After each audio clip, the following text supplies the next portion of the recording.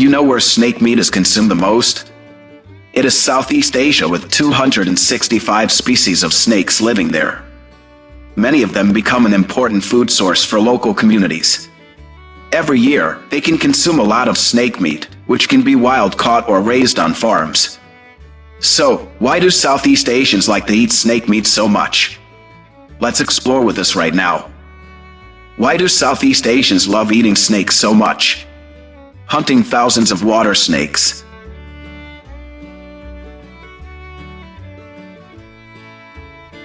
Southeast Asia has a warm climate and dense forests, which are home to many species of snakes.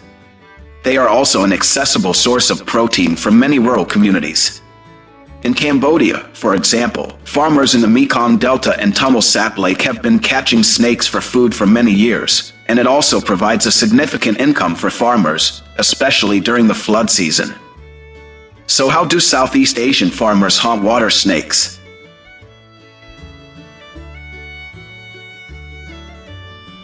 In Southeast Asia, water snakes are found in ponds, rice paddies, and large swamps.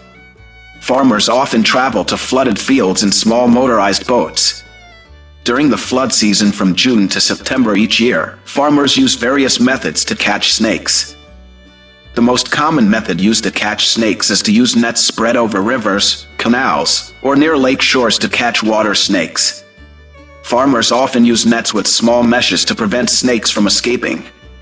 When casting the net is usually placed horizontally or submerged in the water for effective catching. After a few hours or overnight, farmers pull the net up and harvest the snakes that have been caught in the net. Catching water snakes is often highly effective during the flood season, because when the water level rises, water snakes are more active and make catching easier.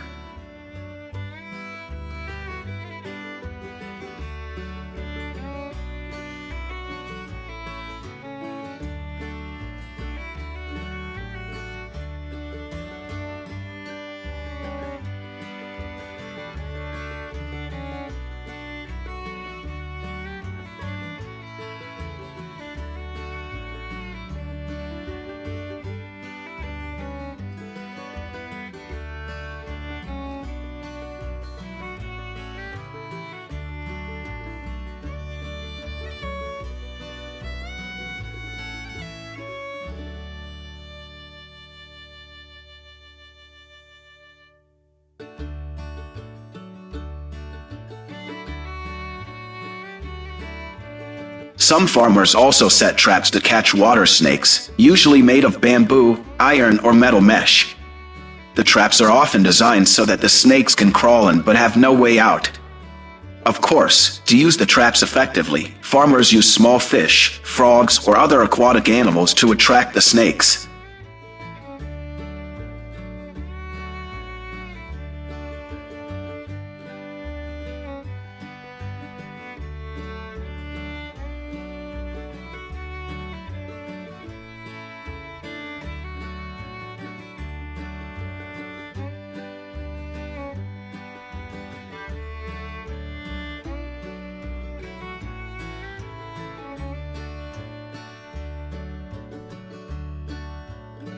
Some experienced farmers can also use their bare hands to catch water snakes in swamps, rice fields, or ponds. To detect snakes, farmers use sticks to search for snakes living hidden in the water. When they find them, they quickly grab the snake so that it does not escape. This technique requires agility and understanding of snakes. In particular, some snakes can be venomous, such as water cobras. When catching them, farmers can use snake grippers to reduce the risk.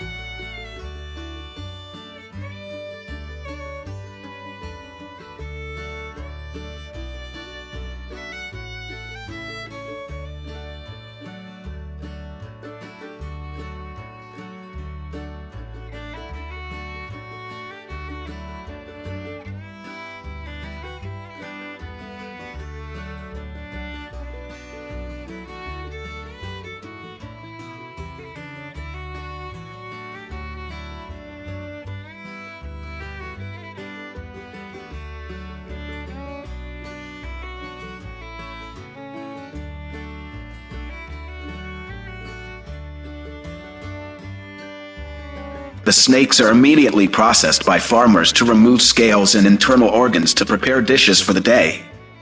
This is a nutritious source of protein. It is easily accessible and can replace other red meats such as pork and beef, which are expensive in this area.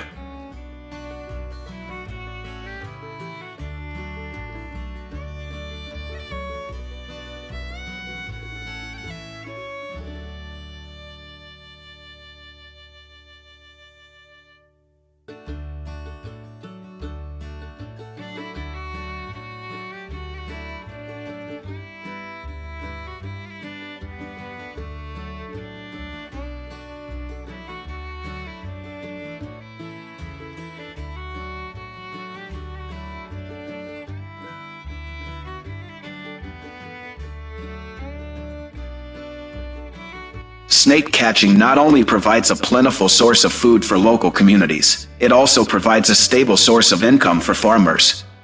Currently, fresh snakes cost between $3 and $10 per kilogram, depending on species and size.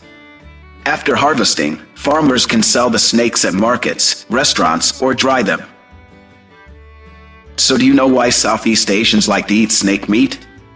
Partly because snake hunting is closely linked to tradition in many regions. The tradition of consuming snake meat in Southeast Asia has been going on for centuries, especially during times of food shortages due to war or when pork prices became expensive. In addition, Southeast Asians enjoy eating snake meat for many reasons related to culture, cuisine, and medicine. Especially in countries like Vietnam, Thailand, and Cambodia, snake meat is considered a rare and special dish, with a distinctive flavor and considered good for health. Snake meat is said to have a flavor that is a cross between chicken and fish, with a firm yet tender texture. It is prepared in a variety of ways, depending on the culinary traditions of each region. In some regions, snake meat specialty shops have sprung up to cater to the growing demand for this delicacy.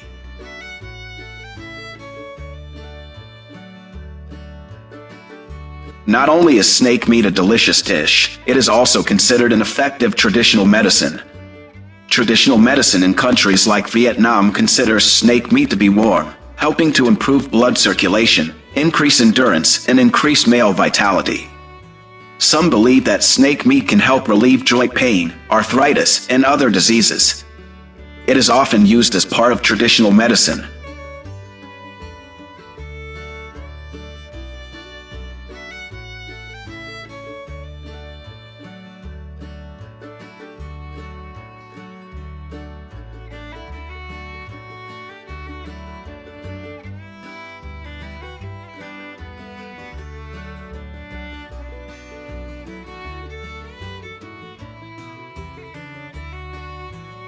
In some cases, rare or unique snakes are served in high-end restaurants as a status symbol for the wealthy.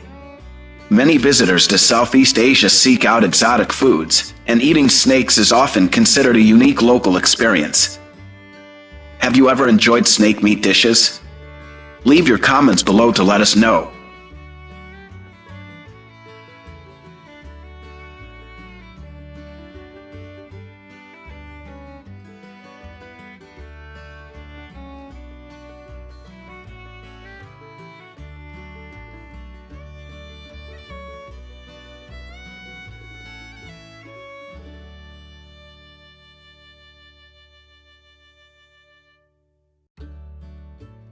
It seems like we're exploring a 5-star hotel, but in fact, this is a horse stable. Yes, you heard right. This is an exhibition and care area for the world's most expensive and rare horses built in Dubai.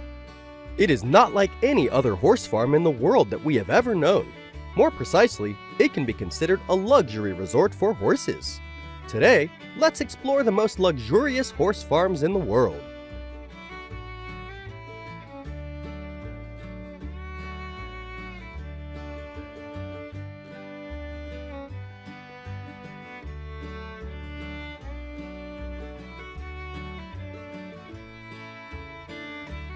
For more than a decade, Dubai has been associated with the world's most luxurious. The livestock models in this area are also more unique, typically horse farms. Because in Dubai, horses are not only raised for meat, but also serve leading entertainment industries such as horse racing and tourism for horse riding enthusiasts.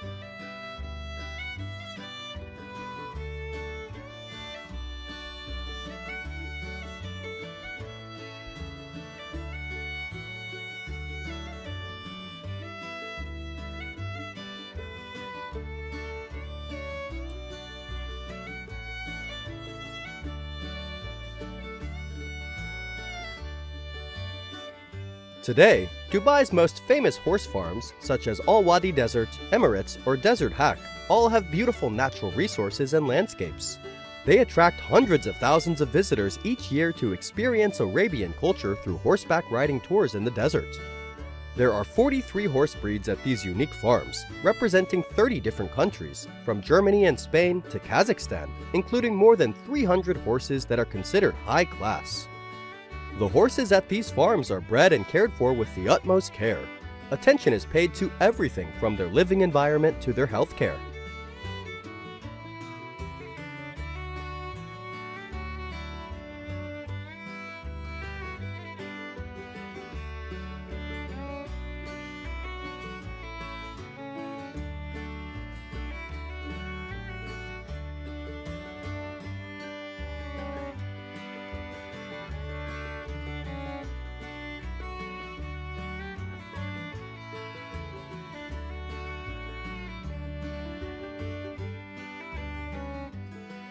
For centuries, horses have symbolized nobility, strength, and freedom, and have been highly prized by the aristocracy and the wealthy.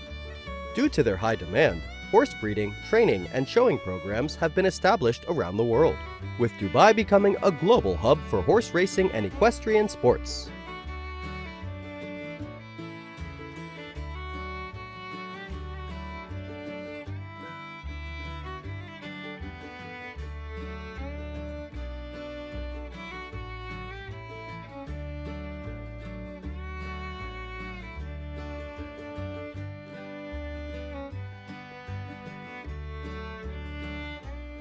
Horse farms in Dubai feature modern facilities and stunning architectural designs, ensuring the utmost comfort and care for the horses. Each stable has advanced ventilation, temperature control, and hygiene systems.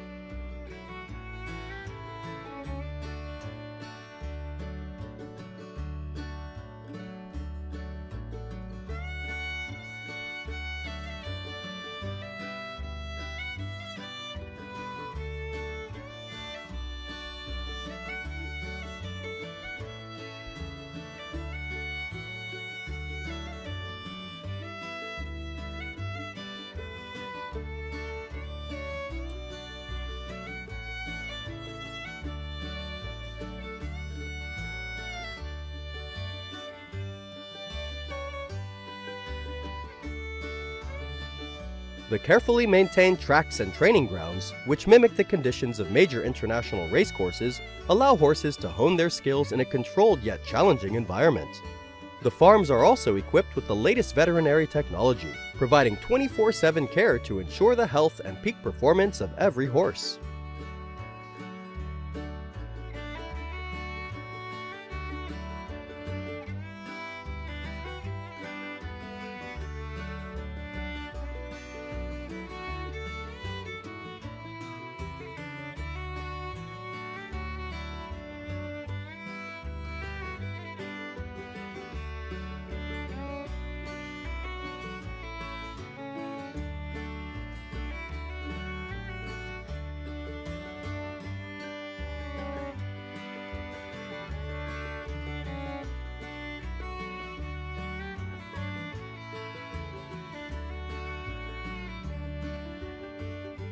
The horses' food and water are guaranteed to be of high quality and free of any signs of contamination. They are also bathed and trained daily to ensure their endurance and high quality in order to serve horse racing competitions.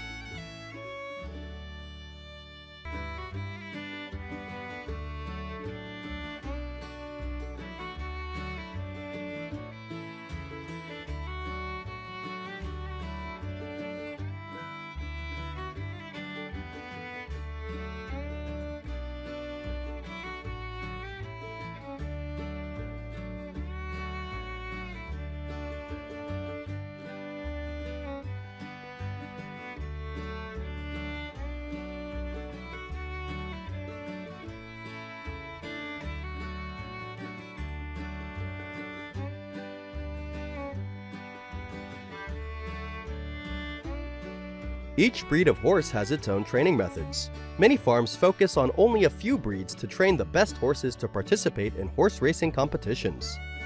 Investors focus on the superior genetics of champion horse lines to breed and create high-quality descendants. Each farm also has trainers and horse experts who will work closely with complex training regimes, raising horses to achieve peak performance.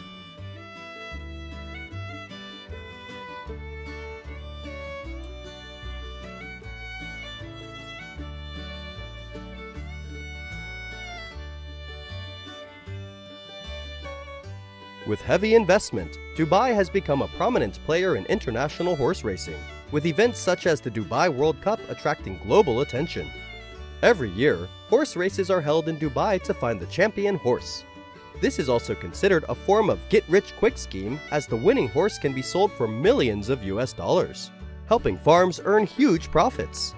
In addition, horse farms in Dubai often organize horse exhibitions and auctions to increase revenue and promote the industry.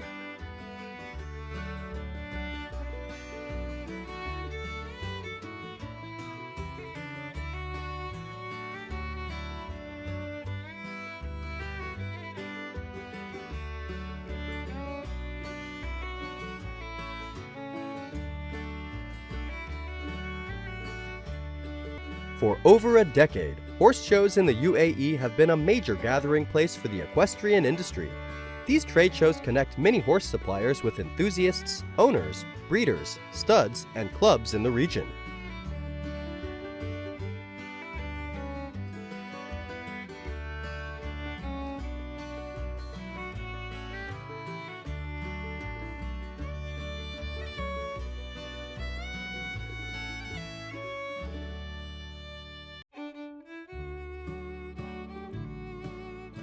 Surely you have seen beautiful peacocks in zoos or on TV, because this species is a rare bird that is being preserved in many places around the world.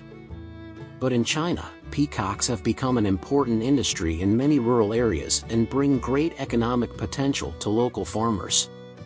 Peacock farms are built in many mountainous and rural areas in China. Today, we invite you to explore the most unique peacock farms in the world.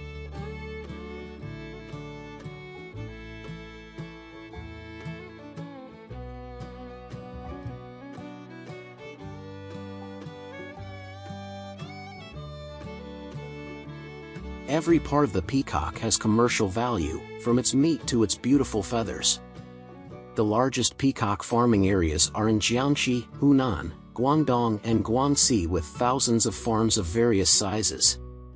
The peacocks raised are the Indian peafowl and the green peafowl because of their adaptability and economic value.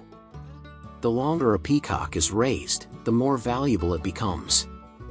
A 5 or 6 month-old peacock can bring in a profit of 300 to 400 yuan, and one raised for 5 years or more can sell for more than 10,000 yuan, equivalent to more than 1,300 US dollars. Chinese farmers say that raising peacocks is low cost, highly efficient, saves time and effort, and does not take up much arable land. It is also easier to clean and less polluted than a regular poultry farm.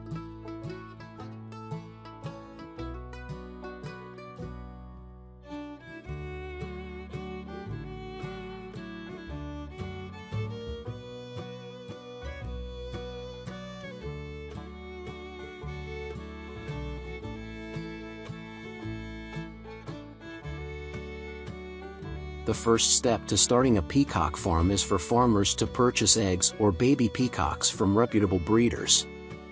Large-scale farms may also import peacocks from abroad to diversify their gene pool and breeds.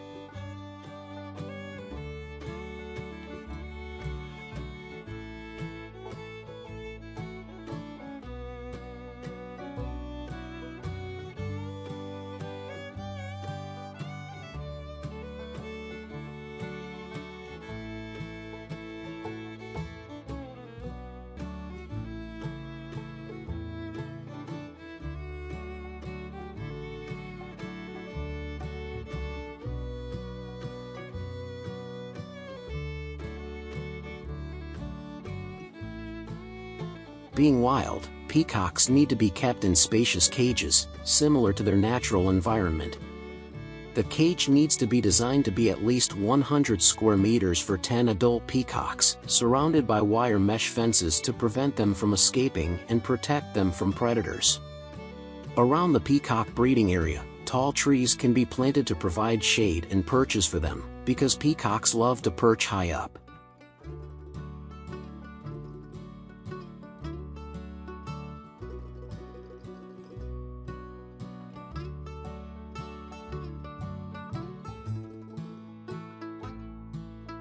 Peacocks are relatively easy to raise because their diet is similar to that of other poultry. Chinese farmers feed peacocks grains such as corn, wheat, and rice bran, supplemented with green vegetables and insects to increase protein and calcium for optimal growth. Each cage can be designed with a clean water tank to provide daily water, sometimes supplemented with probiotics to improve digestion.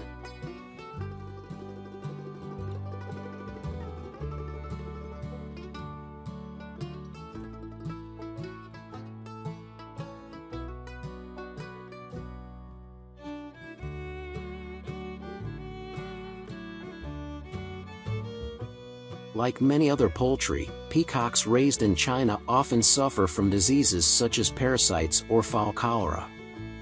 Therefore, the breeding process also requires the use of vaccines and regular deworming to keep peacocks healthy. The cages are also cleaned regularly to ensure a clean environment, avoid pollution, thereby helping to minimize diseases.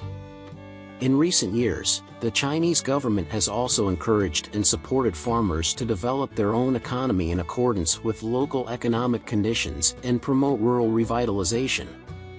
With the policies of local governments, many farmers in Hunan and Jiangxi have escaped poverty and made huge profits from the peacock farming industry.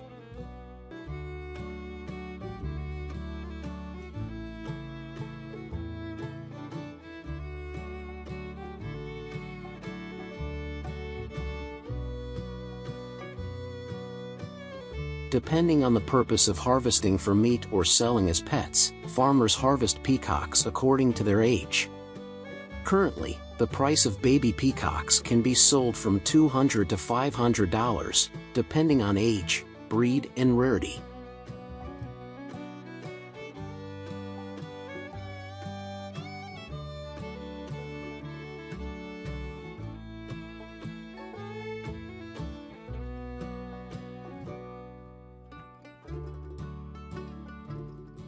In some regions, peacock meat is considered a delicacy.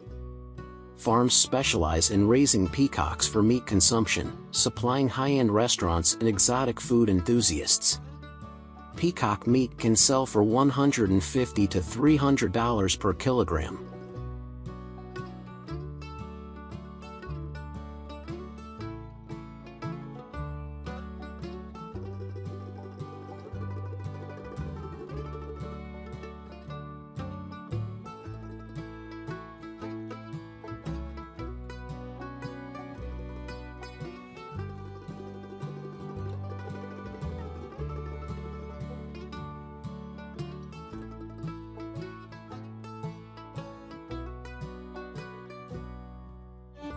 In addition to being harvested for meat, peacock feathers are highly prized for decoration, fashion, religious ceremonies, and traditional crafts.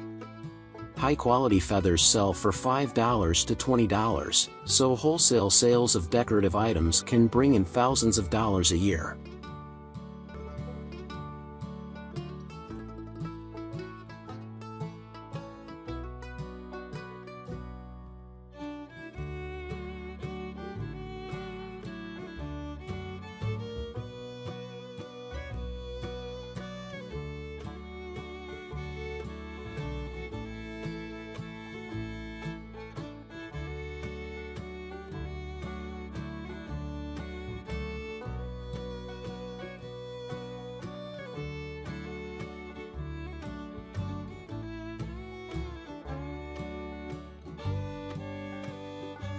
Many farms today have expanded into peacock sanctuaries, attracting tourists to visit and experience.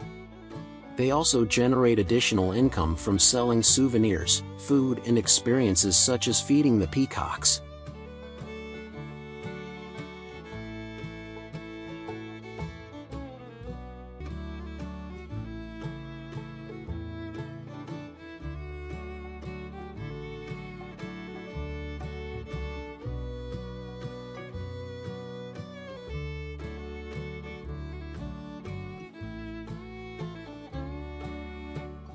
One emerging activity is the profitable breeding of peacocks for the international market, zoos, and private collectors. Licensed breeders can sell eggs and chicks to buyers around the world for $50 to $100 per egg. It is not difficult to see peacock eggs and feathers sold on e-commerce platforms in China. It brings convenience to buyers and benefits to sellers, and promotes the peacock farming industry throughout China. Perhaps in the future, peacock farming will be an opportunity to enrich more farmers.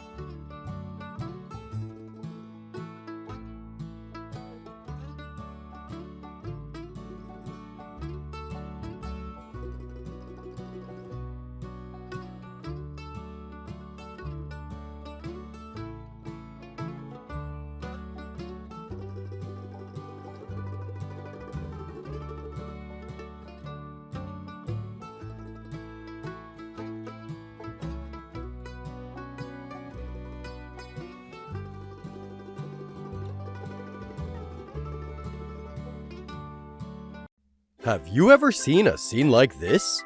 This is a giant raft moving on the river. It is controlled by a farmer. This is not an ordinary raft, but a unique way to transport bamboo from one place to another far away. It is a way to move millions of bamboo trees without spending any money. So, today, let's explore with us how Bangladeshi farmers transport tons of bamboo in a unique way.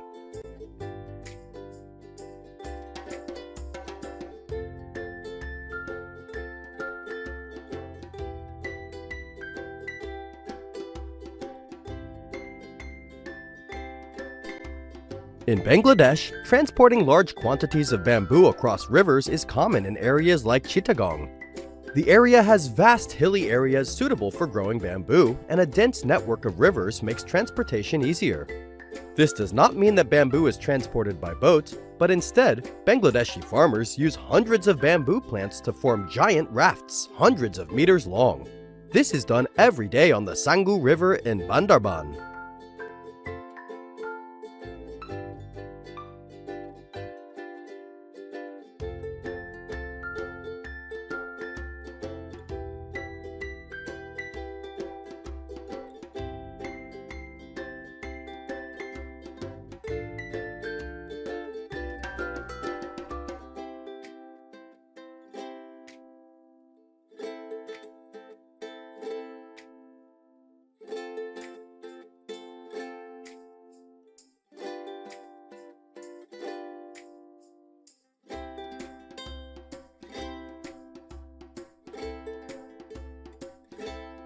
Skilled farmers, also known as rafters, navigate these bamboo rafts downstream.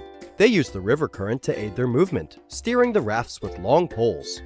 Once at their destination, the rafts are disassembled and the bamboo is sold or transported to factories for further processing.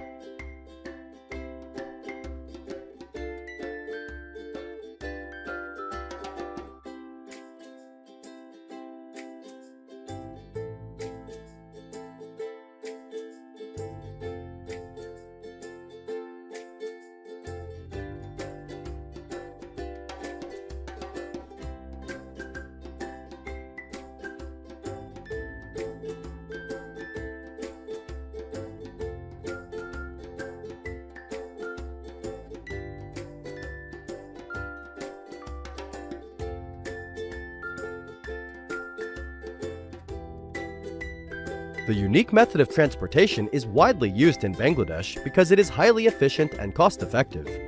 However, this method only works for bamboo, as the plant has a natural buoyancy, making it easier to float.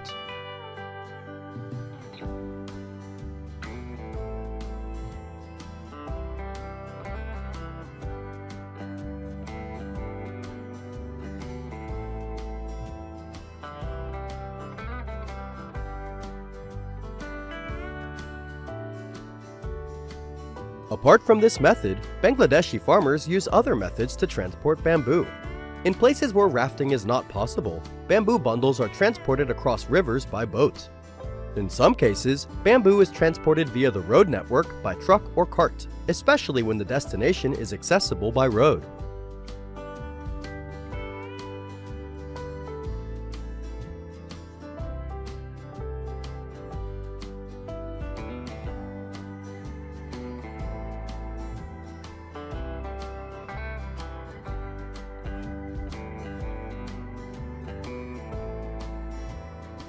Bamboo has great economic value in many developing countries, especially for an agricultural country like Bangladesh.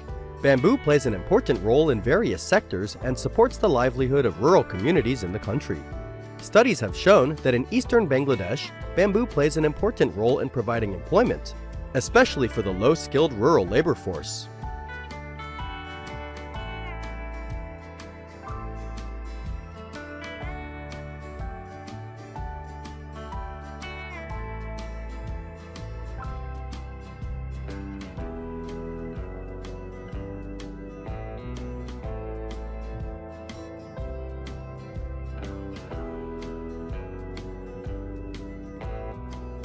To have a thriving bamboo industry, bamboo farms are being planted on a large scale across Bangladesh. The country has a tropical climate that is conducive to bamboo cultivation, opening up opportunities for mass production of bamboo products. Studies have shown that large-scale bamboo production can contribute about $51.5 million to the economy annually, with the potential to increase to $71 million through optimized production. This industrialization process can reduce the country's total carbon emissions by about 14.8%. So, how did Bangladeshi farmers develop the bamboo industry?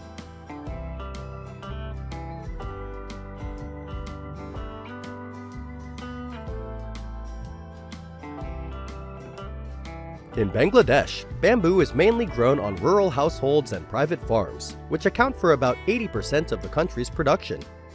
Farmers often grow bamboo along the boundaries of their land or on less fertile land to optimize space and resources.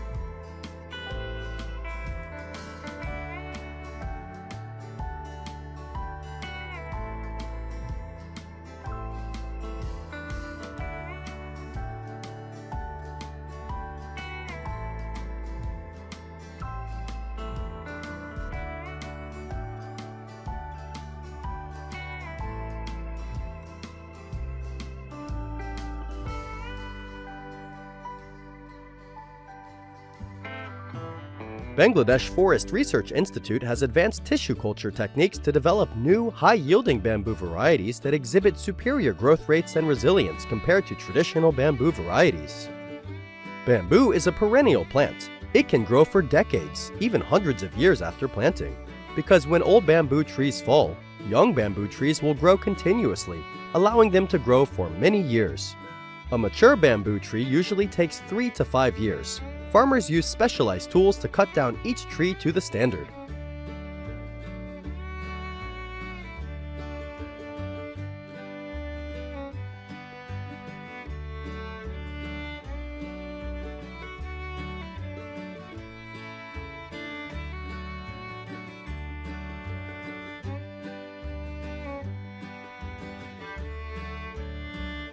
Farmers in Bangladesh need to harvest bamboo sustainably, as over-harvesting, especially of young plants, will result in weaker bamboo and depletion of the resource. Mature bamboo plants should be harvested, and young bamboo plants should be allowed to grow sustainably.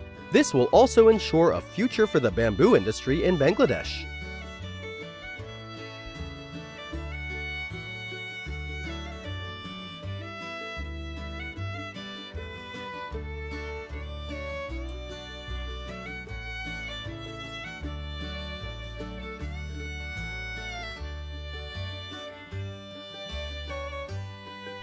After being transported to the processing site, bamboo is traditionally dried to reduce moisture, prevent rot, and reduce pests. Bamboo is usually sold in bulk to processing units ranging from small workshops to large-scale factories, depending on the final product. Bangladeshis can use bamboo to make furniture, household utensils, or to make paper. In general, processing adds significant value to bamboo, turning it into a higher value product. Apart from domestic consumption, the international market also offers significant growth opportunities for Bangladeshi bamboo products, creating conditions for further development of the bamboo industry.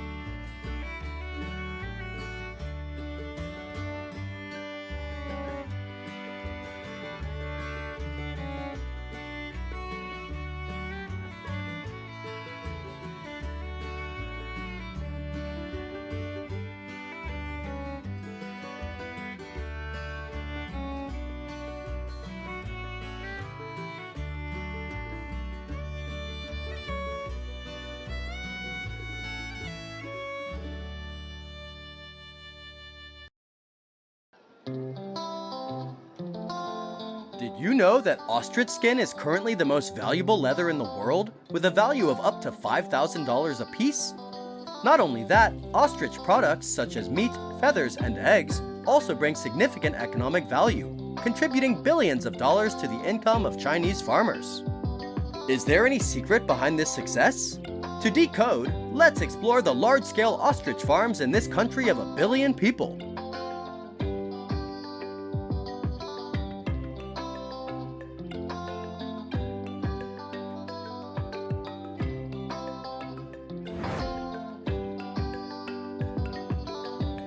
Ostrich farming began in China in 1998 and has now become a thriving industry with hundreds of large-scale farms across the country. The most popular ostrich breed in China is the African ostrich because they are larger in size and lay more eggs. The most prominent is the farm in Sichuan with an area of more than 3,000 acres, estimated to raise more than 100,000 birds per year and is considered the ostrich capital of China.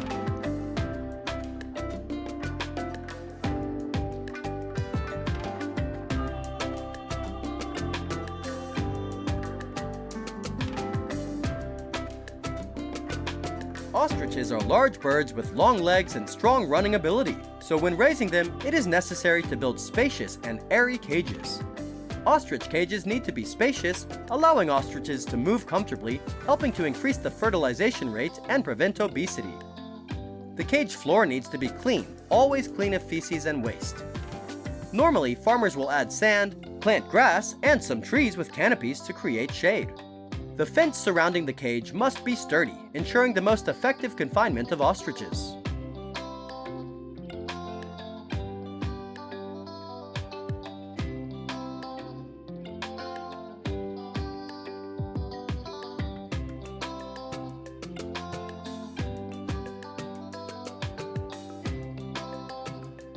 Ostriches are considered very easy to raise. Their main food is vegetables, fresh green grass, which can be combined with corn flour or nutritious food. Therefore, the cost of raising ostriches is not too high. From 10 to 12 months old, they can be sold. From hatching to 3 months old, ostriches need to be carefully cared for to increase the survival rate. People use specialized incubators for birds under 3 months old, in dry, clean, and airy conditions. After about 4 months of age or more, ostriches begin to mature, weighing about 36 kilograms, and can adapt to many different natural conditions.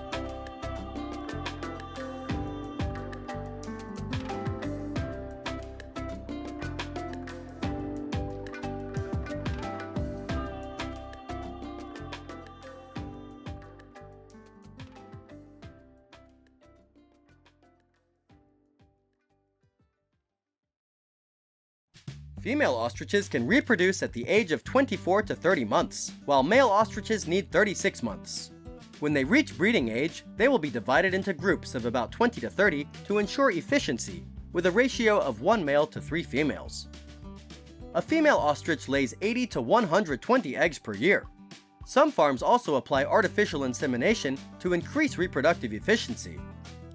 The incubation period for ostrich eggs is 42 days, with the temperature adjusted to 36.8 to 42 degrees Celsius. Selling ostrich breeding flocks is also a solution that brings high income to breeders.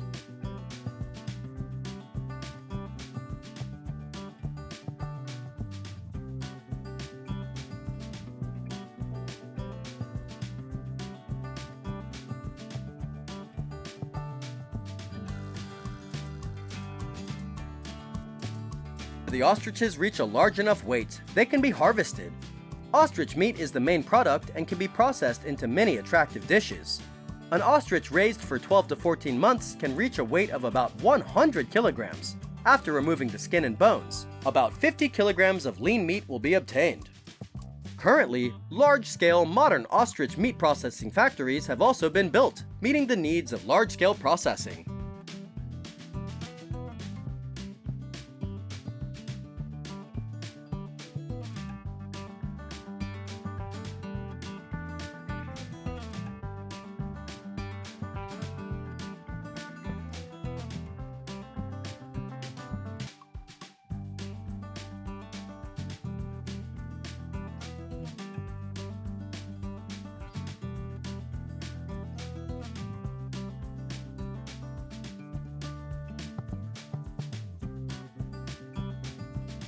Ostrich meat is popular because it is mainly grass-fed, has no pesticide residues, and sells for about $10 per kilogram.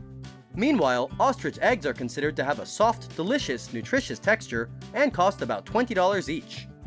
Ostrich leather is a special product, with a soft and tough texture, 5 times more durable than cow leather.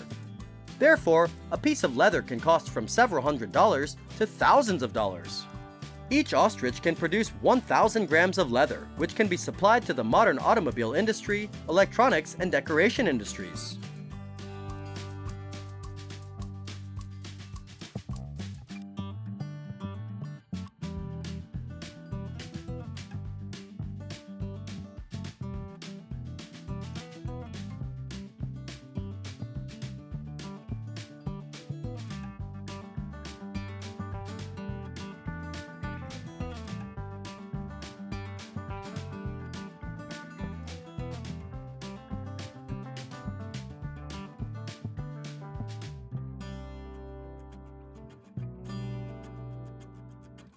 In addition, ostrich feathers are also very soft and smooth, which is a good material for making clothing accessories.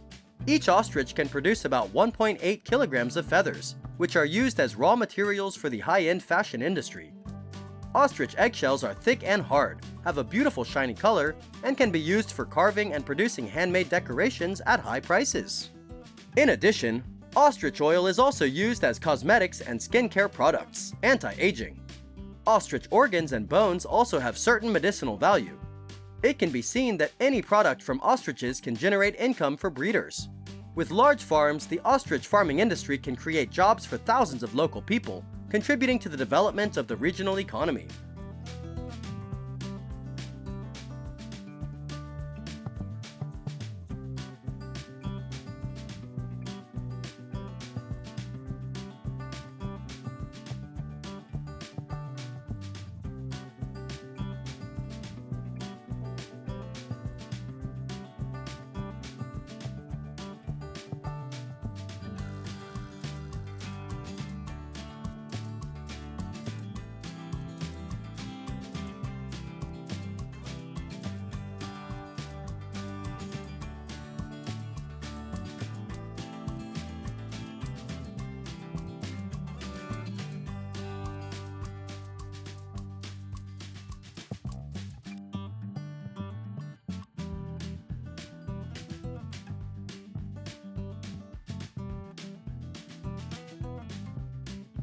Ostrich farming has created an integrated ostrich farming industry chain from incubation, breeding, slaughtering, processing, etc.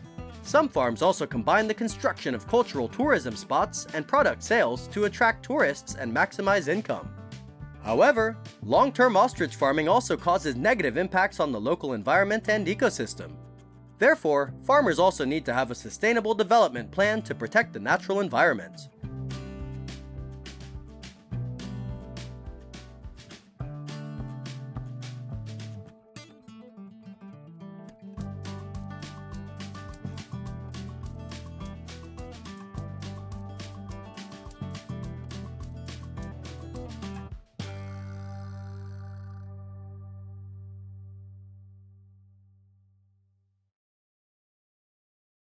Best known in the world for its great taste and high price, Wagyu beef is bred and grown on farms around the world. Although it originated in Japan, Australia is famous for its scale of Wagyu beef production and processing. Australian Wagyu beef is exported to many regions around the world and creates a famous brand. So, does the process of producing and processing Australian Wagyu beef meet standards? Standard compared to Japan? Let's find out together.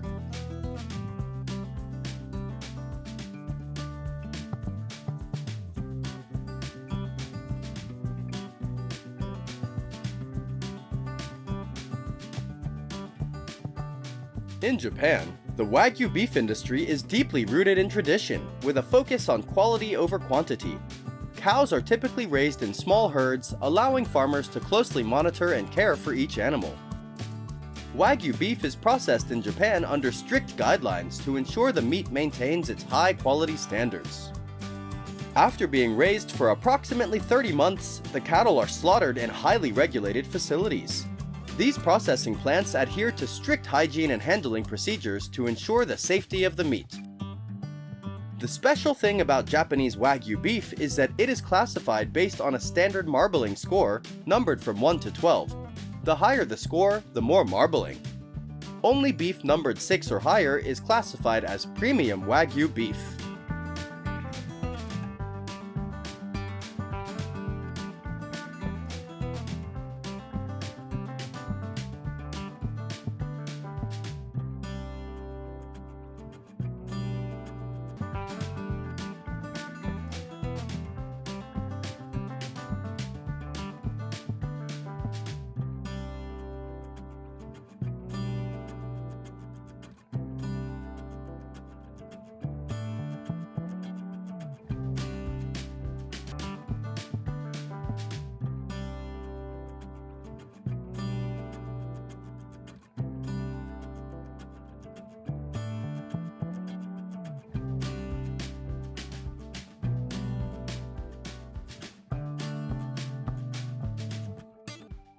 With strict production processes at processing facilities, Japanese Wagyu beef has affirmed its unique brand worldwide.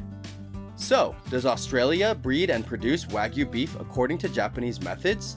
And how was the taste of Australian Wagyu beef compared to the original taste in Japan?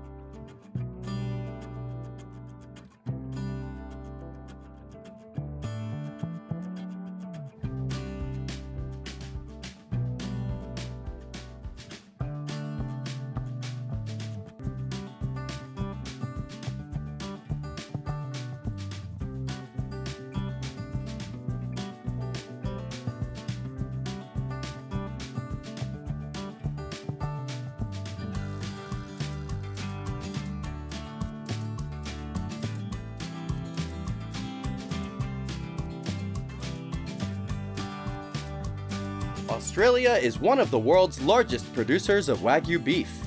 Although they import Wagyu cattle from Japan, Australian farmers have developed their own unique methods of raising and processing this expensive breed of cattle. While Japan has prioritized traditional practices, Australia has adopted a more industrial approach to Wagyu beef production to meet global demand. However, Australian farmers maintain high standards of care for their herds, focusing on producing consistent, high-quality beef.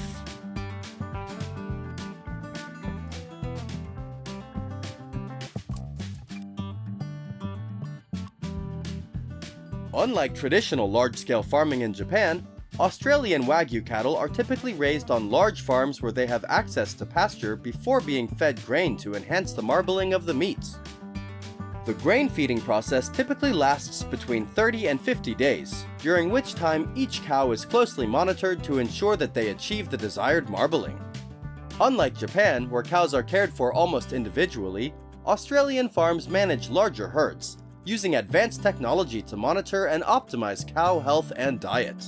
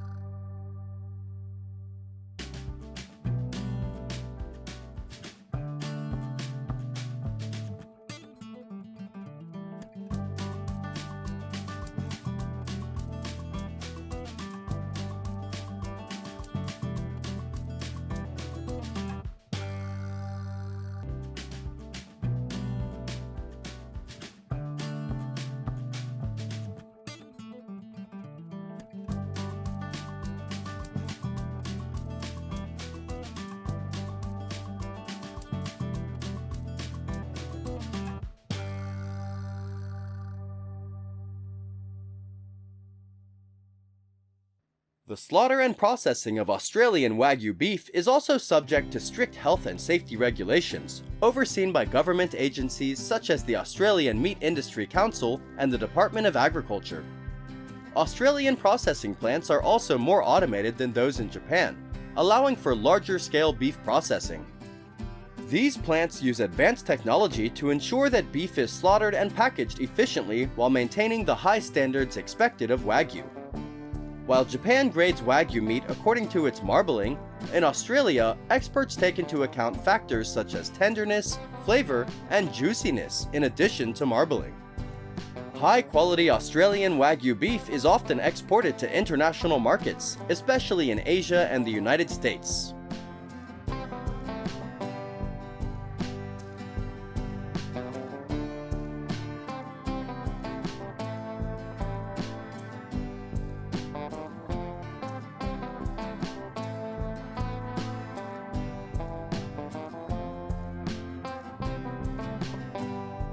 Compared to Japan, Australian Wagyu beef is aged for a longer period of time, usually 28 to 60 days, to develop the flavor and tenderness of the meat. The aging process is usually carried out in a temperature-controlled environment to ensure consistent quality. After aging, the beef is vacuum sealed and packaged for export. You can easily find Australian Wagyu beef on the menus of high-end restaurants and supermarkets around the world. While Japan consumes most of its Wagyu beef domestically, only a small portion is exported to international markets. In contrast, Australia produces a large amount of Wagyu beef for export, making it a major player in the global premium beef markets.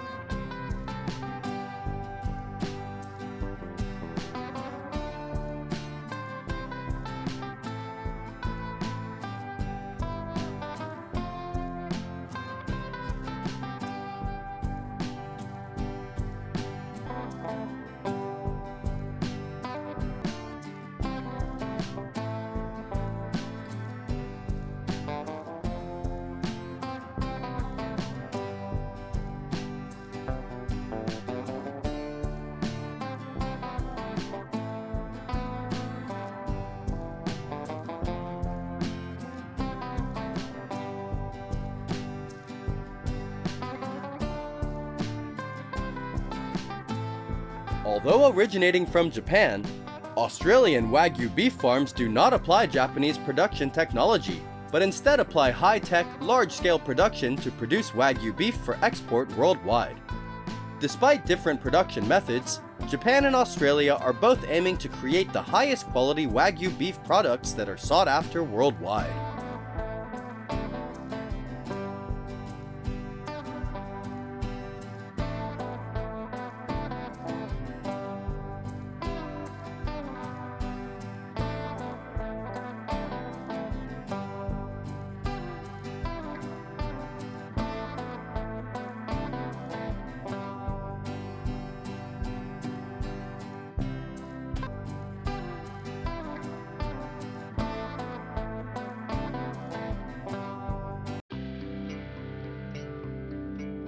Do you know how the pistachio products we use every day are processed? It is a very interesting process, and only those in the industry know.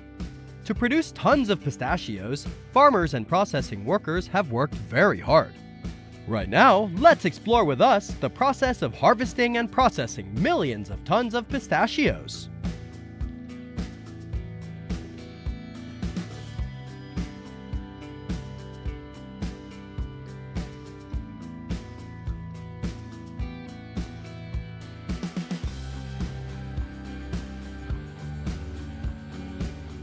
The United States is now the world's largest producer of nuts, producing millions of tons each year.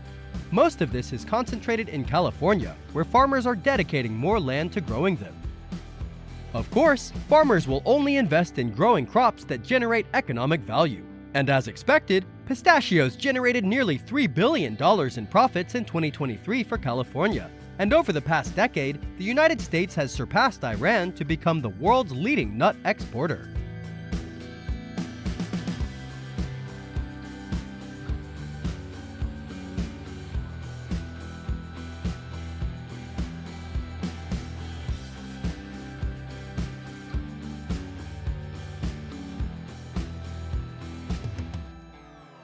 In California, farmers usually harvest pistachios between mid-August and the first week of September, when the nuts begin to turn pink or red.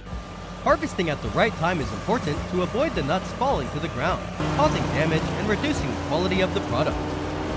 On large commercial farms, farmers use mechanical shakers to shake the trees, causing the nuts to fall onto tarps that have been placed at the base of the trees.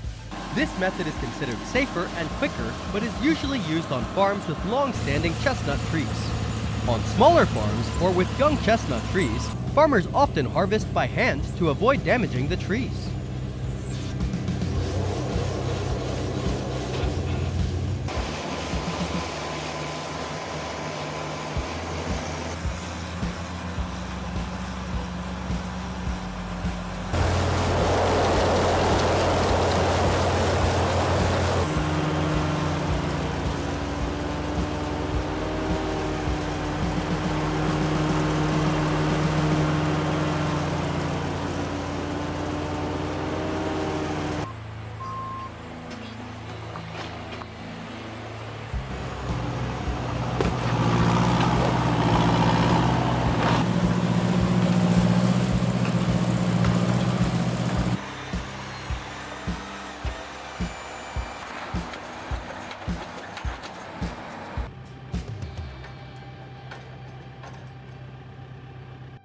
All pistachios after being harvested need to be processed immediately to ensure quality. They are transported to the processing facility quickly. At the vast factories in California, you can see tons of pistachios moving on conveyor belts, where they are inspected, graded, roasted, and packaged before being shipped to stores, grocery stores worldwide. Inside the factory, the pistachios are shelled within 24 hours, as leaving them too long can stain the shell and damage the nuts. Some processors also use water jet shellers, which spray high-pressure water to gently remove the shells without damaging the underlying shell. Once shelled, the pistachios have a high moisture content and need to be dried quickly to avoid spoilage, with the goal of reducing the moisture content to around 5 to 7% to help preserve the nut's texture, flavor, and shelf life.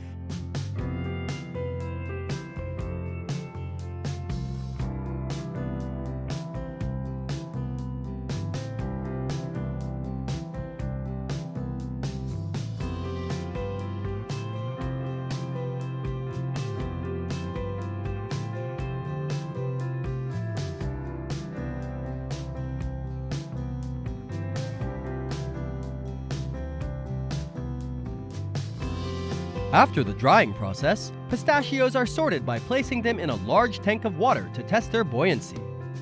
Quality nuts usually sink to the bottom, while poor quality nuts float to the top and are discarded. Only high-quality nuts are guaranteed to be sent to market. The process of processing pistachios does not stop here. They go through further processing steps such as dry roasting or adding other flavors such as garlic, chili to diversify the product. Some lines also carry out the process of shelling pistachios and packaging the shellless nuts. In general, processing factories often produce pistachio products according to customer requirements and market demand.